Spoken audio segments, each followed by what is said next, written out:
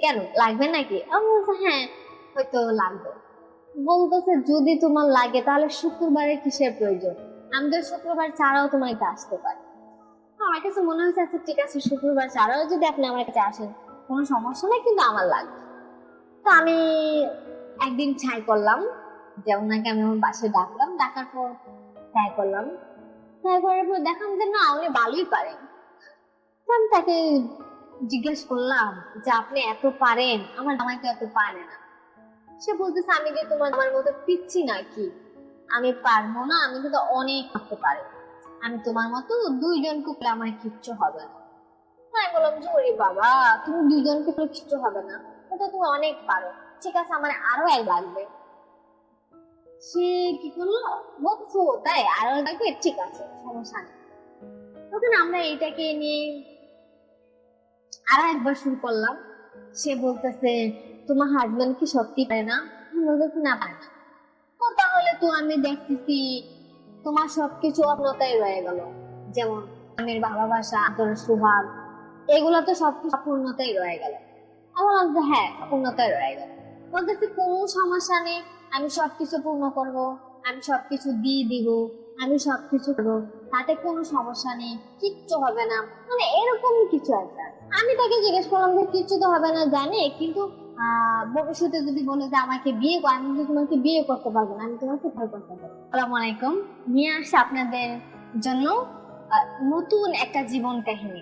কাহিনীটা হচ্ছে আমি আমার ছোটবেলা থাকতে অনেক কষ্ট করে লালন পালন করছে আমার বাবা মা, আমাকে অনেক কষ্ট করে পড়াশোনা করাইছে। তো আমি যখন এমএ পাশ করি তখন আমি একটা চাকরি করছিলাম, সেই চাকরি আমি পাচ্ছিলাম না। তো হঠাৎ করে আমার মাথায় ঢুকলো যে আমি বাচ্চাদেরকে টিউশনি করবো, মানে বাচ্চাদেরকে বাসায় পড়াবো। তো আমি বাচ্চাদেরকে অনেকদিন যাবত বাসা পড়াশোনা করাচ্ছিলাম, বাসা আমি প্রাইভেট পড়াতে শুরু করলাম, টিউশনও করা শুরু করলাম অনেক বছর ধরে। তো অনেক বছর পরে ইন্টার পাশের একটা ছেলের সাথে আমার পরিচয় হয়। সেই ছেলেটার সাথে যখন আমার পরিচয় হয় তখন বিয়ের পরিচয় হয়, মানে বিয়ের প্রস্তাব দেয় সে আমার সাথে আমাকে বিয়ে করবে, সে আমাকে বিয়ে করবে বলে সে আমাকে বিয়ের প্রস্তাব দেয়। বিয়ের প্রস্তাব দেওয়ার পর আমি ভাবছিলাম যে কয়েকদিন পরে আমরা বিয়ে করব, তো আমরা আমাদের মধ্যে রিলেশন হয়, কথা হয়, সবকিছু হয়। তো আমার হাজবেন্ডের সাথে সে ইন্টার পাস করছে, আমি তো তার বয়সে অনেক বড়। তো আমি তাকে প্রশ্ন করলাম যে দেখেন আপনি ইন্টার পাস করছেন, আপনি ইন্টার পাসের একটা ছেলে, আর আমি এমএ পাস করে আমি টিউশনি করি, তাহলে তো আমি আপনার সাথে বয়সে বড়, কোনো সমস্যা হবে কি? সে বলতেছে না না না কোনো সমস্যা হবে না, দেখেন যাদের বয়স বেশি হয় তারা কিন্তু জামাইকে অনেক আদর করে, যে মেয়েদের জামার তুলনা বয়স বেশি তারা কিন্তু জামাইকে অনেক আদর করে, জামাইকে অনেক ভালোবাসে। বন্ধু হচ্ছে তাই নাকি? হ্যাঁ, আমি তোমার ভালোবাসার জন্য আমি তোমার কাছে আসছি, আমি যেহেতু তোমার ভালোবাসার জন্য তোমার কাছে আসছি, তোমাকে আমি অবশ্যই চাই। তখন আমি চিন্তা করলাম যে হ্যাঁ তাই তো। তখন আমরা পারিবারিক ভাবে একটা বিয়ের সিদ্ধান্ত নিই। সেই পারিবারিক ভাবে যখন আমরা একটা বিয়ের সিদ্ধান্ত নিই তখন দেখলাম যে আমার হাজবেন্ড, আমি আমার হাজবেন্ডকে খুব মায়া করি, স্নেহ করি, খুব যত্ন করি, সবকিছু করি, কিন্তু আমার জামাই না একটু সিদ্ধান্ত।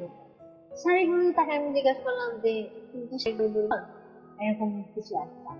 তো সে বলতেছে যে আমি শারীরিকভাবে যদি দুর্বল হই তাহলে সমস্যা নেই, আমি ওষুধ খেয়ে নেব। তো ওষুধ খেয়ে নিব ভাবছিলাম, উনি ভাবতেছে যে ওষুধ খেয়ে নিবে, তো আমিও ভাবতেছিলাম যে আসলে কি করব বা কিছু একটা আর কি।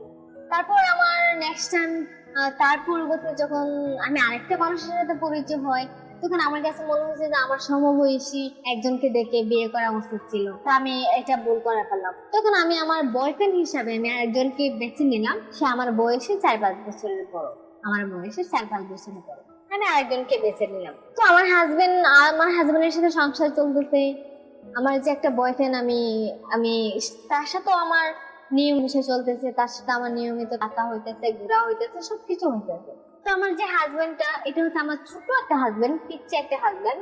তো তাকে আমি কোনোদিন ছাড়বো না, যেহেতু সে আমাকে ভালোবেসে বিয়ে করেছে, আমি তার বয়সে অনেকটাই বড়, সে আমার তো ইন্টার পাসের একটা ছেলে, সে তুলনাতে আমার বয়স 400 বেশি।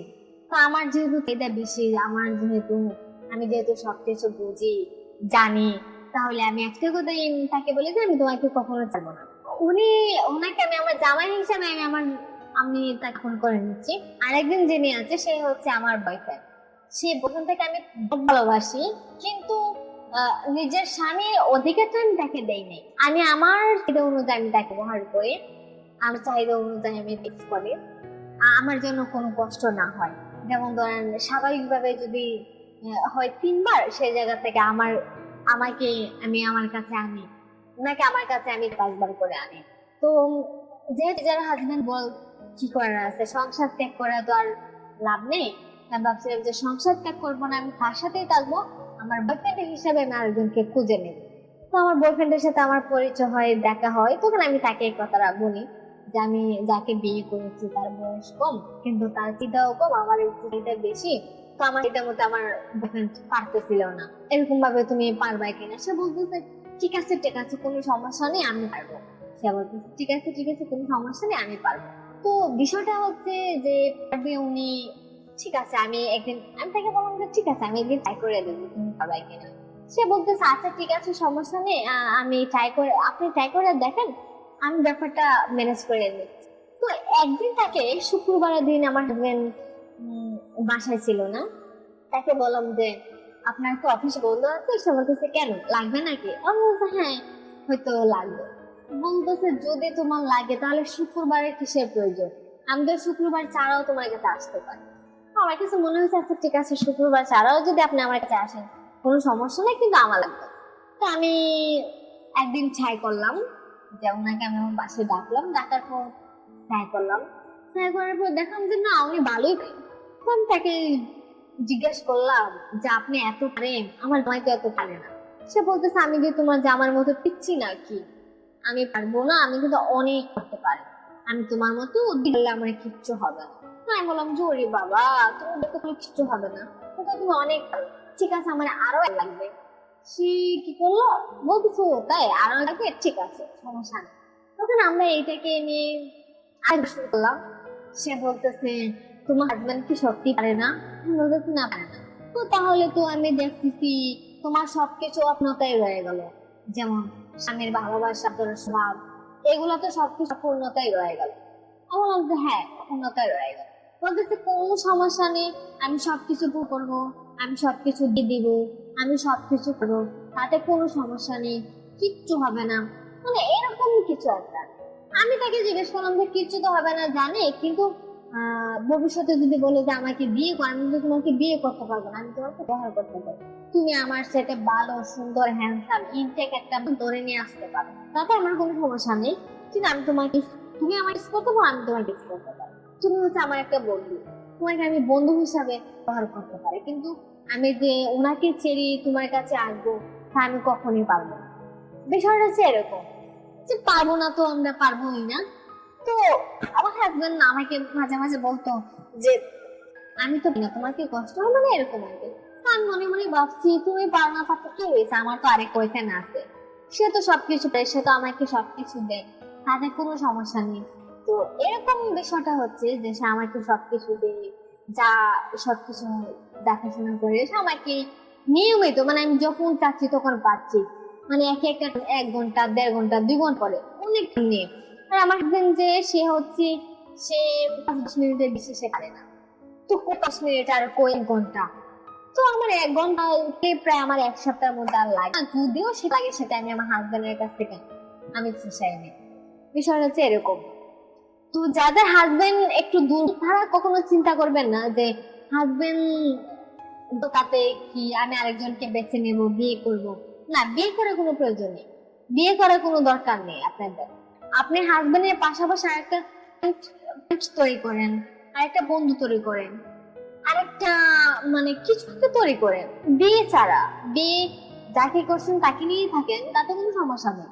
তার পাশাপাশি একটা বন্ধু তৈরি করেন, তার পাশাপাশি একটা ফ্রেন্ডস তৈরি করেন, তাহলে দেখবেন সব ঠিক হয়ে যাবে।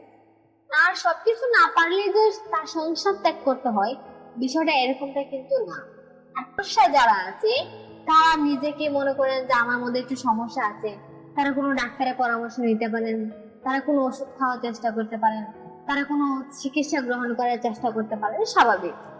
কিন্তু আপনি সবসময় খেয়াল রাখবেন যে আপনার স্ত্রী খুশি কিনা, আপনার ওয়াইফ আপনার দিকে সন্তুষ্ট কিনা। আপনার ওয়াইফ মানে আপনাকে সময় দিতে পারে কিনা, আপনার ওয়াইফ আপনার একটু সময়ের জন্য আপনার ওয়াইফের যথেষ্ট কিনা, এগুলো সবসময় খেয়াল রাখবেন, এগুলো সবসময় দেখবেন।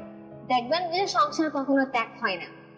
আর মেয়েদেরকে তো স্বামী পারবে না এত কোনো সমস্যা নেই, আমাদের বাজারে বোন আছে, শসা আছে, তারপর বন্ধু তৈরি করতে পারেন, কোন সমস্যা নেই। স্কুল লাইফের বন্ধু বেছে নিতে পারেন, কলেজ লাইফের বন্ধু বেছে নিতে পারেন, বা চাকরি জীবনের বন্ধু বেছে নিতে পারেন। যে কোনো একটা পাশাপাশি একটা বন্ধু বেছে নেন। বাচ্চা সন্তান রেখে তার সংসার ত্যাগ করে আরেকজনের সাথে চলে যাবেন না, এটা হচ্ছে একটা বাচ্চার ফিউচার নষ্ট করা।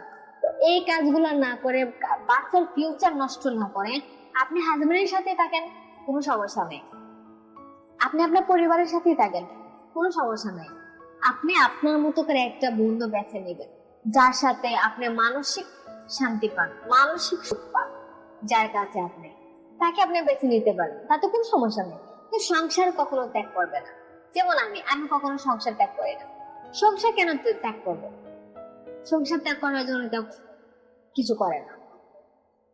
তো বিষয়টা হচ্ছে যে সংসার তো সংসারই। তো আমি আমার একটা বন্ধু পেয়েছি, আলহামদুলিল্লাহ। আমার বন্ধু আমার জায়গায় আছে, আমার হাজবেন্ডের জায়গায় আছে, আমার বন্ধু আমার বন্ধুর জায়গায় আছে, সেই জায়গাটা আর কি। বিষয়টা হচ্ছে এরকম, যার যার জায়গা স্থান থেকে থাকবে।